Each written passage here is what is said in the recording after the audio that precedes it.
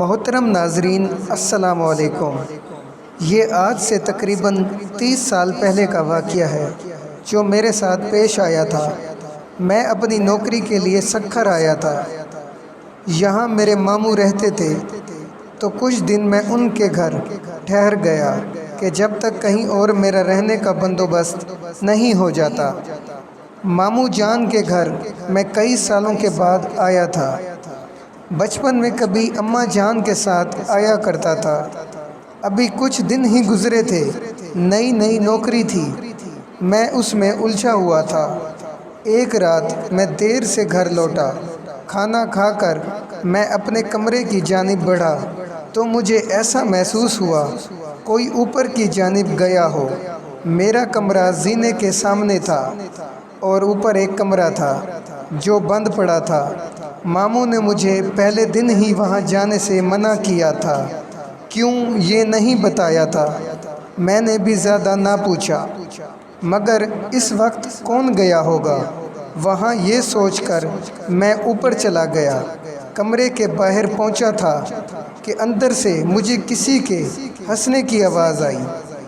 دل بری طرح دھڑکا۔ فطری تجسس کے باعث میں نے دروازہ کھولا۔ اندر کوئی بھی نہیں تھا۔ میں نے نظر گھما کر چاروں جانب دیکھا۔ کمرہ عرصہ سے بند رہنے کی وجہ سے گرد آلود ہو رہا تھا۔ آوازوں کو اپنا وہم جان کر میں پلٹنے ہی لگا تھا کہ میری مومانی نے مجھے پیچھے سے پکارا۔ میں نے چونک کر دیکھا۔ مجھے حیرت بھی ہوئی کہ وہ سیڑھیاں نہیں چڑھتی تھیں۔ پھر اوپر، مگر انہوں نے کہا کہ مجھے اوپر آتے دیکھا تو میرے پیچھے چلی آئیں۔ مجھ سے پوچھا تو میں نے بتایا کہ مجھے لگا کوئی یہاں آیا ہے، دیکھنے چلا آیا۔ خیر، میں ان کے ساتھ نیچے آنے لگا۔ ابھی 2-3 سیڑھیاں ہی اترے ہوں گے کہ مجھے محسوس ہوا کہ کوئی میرے پیچھے پھر ہنسا ہو، مگر وہاں تو مومانی تھی۔ میں نے ڈرتے ڈرتے اپنی گردن گھمائی اور میرے ہوش اڑ گئے۔ میرے پیچھے مومانی کی بجائے ایک جھلسے ہوئے چہرے والی لڑکی کھڑی تھی جس کی آنکھیں سرخ تھیں۔ خوف سے میں سیڑھیوں سے نیچے گر پڑا۔ وہ آہستہ آہستہ میرے پاس آ رہی تھی۔ میری آواز حلق میں ہی رہ گئی تھی۔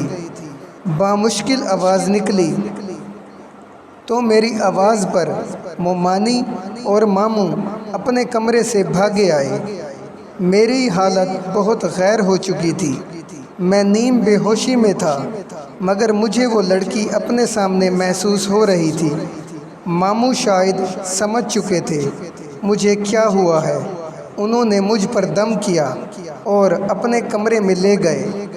کچھ دن بعد جا کر میری حالت بہتر ہوئی۔ میں نے اس رات کا تمام حال کہہ سنایا تو ماموں نے بتایا کہ اوپر بند کمرے میں آسیب ہے، اس لیے وہاں کوئی نہیں جاتا، مگر وہ کسی کو نقصان نہیں پہنچاتے۔ تم نے شاید وہ دروازہ کھولا ہوگا، اسی لیے تمہارے ساتھ ایسا ہوا۔ اس کے بعد میں جتنا وقت بھی ان کے گھر رہا، کبھی زینے کے پاس بھی کھڑا نہیں ہوا۔